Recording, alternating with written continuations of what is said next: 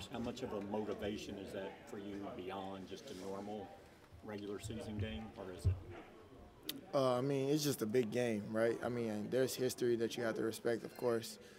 But obviously now we get another opportunity, to fight for, our name, and continue to prove ourselves. And then, I mean, this is a big opportunity for both of us, to set the stage. I mean, the stage is already set, but to showcase our ability and what we worked for this whole time.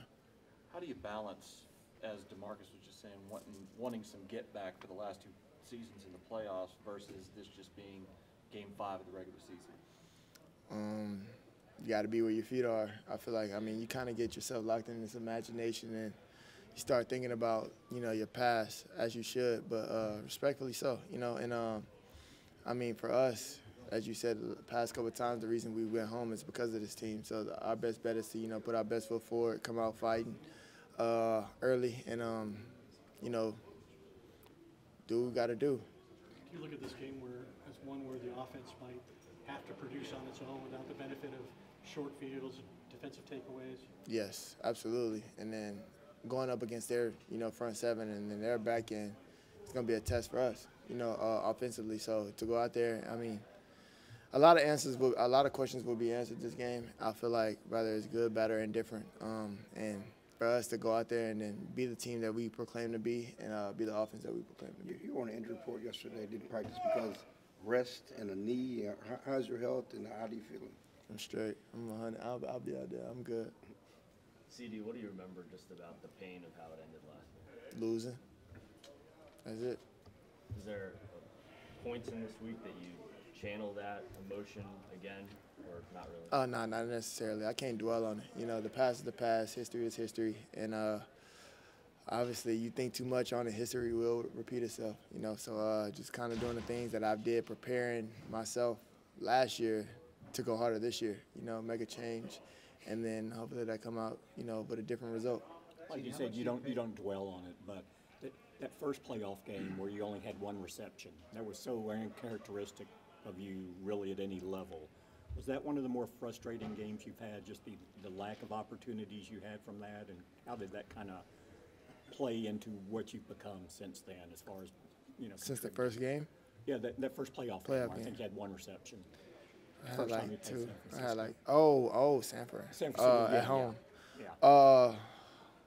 Yeah, that's tough. Unfortunately, just, being out there and not getting enough opportunity is always the worst, and especially playing at the position that we play. You want to set an example. You want to show everybody what you got, how much you've been working this offseason, and better yet, make a better name for yourself. So, as you said, from my first outing to my second one, it's a big difference if you can't tell. But as for me, it's just always gradually getting better, no matter who the opponent is. And they happen to, be that opponent to where it goes from one reception to 100 yards. What do you pay attention to more, the 4 games that they played this year, or looking back on that playoff game, just from a schematic standpoint of what they like to do defensively? A mixture of both. They got 2 different coordinators. Obviously, last year they had the head coach from D'Amico Ryans. Now he's in Houston. So scheme kind of, but obviously the players are going to play. And you kind of see their tendencies, see what they're good at, see what they're bad at, and kind of, you want to obviously exploit those tendencies. But overall, it's going to be physical. You could scheme up any kind of play that you want, but at the end of the day, you got to beat the man that's in front of you.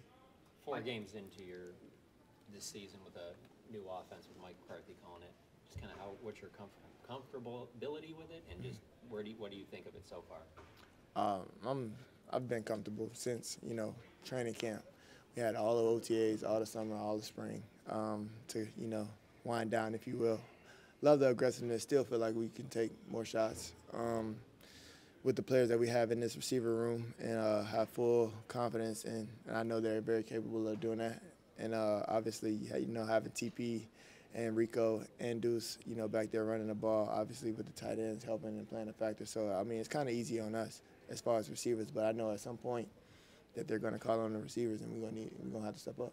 Mike McCarthy talked about how their secondary is very aware of how fast their pass rush gets there. There's kind of a play clock in their minds, too. You can see on film. How aware of that do you guys have to be as wide receivers, and how fast, I guess, is that pass rush clock? It's fast.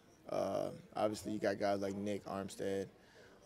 They're the bell cows of that D-line, you know. So you got to account for those guys, and they've done a great job of, you know, being disruptive, as they have been these past couple of years. So, you know, you really got to lock in. It's kind of that comes with film watching, you know. Keep watching film, you kind of get a feel, if you will, you know, maybe max 3.5 seconds, not 4. So get in your route, get open, create separation, and be in your spot.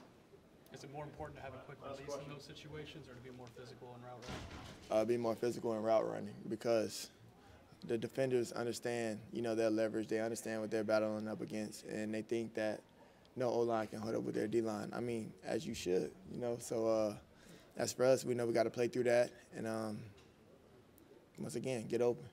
Nobody asked you about the showdown on Saturday. You should. Your thoughts? My thoughts? Come on, bro. I got OU by 60. Y'all got that on camera, right?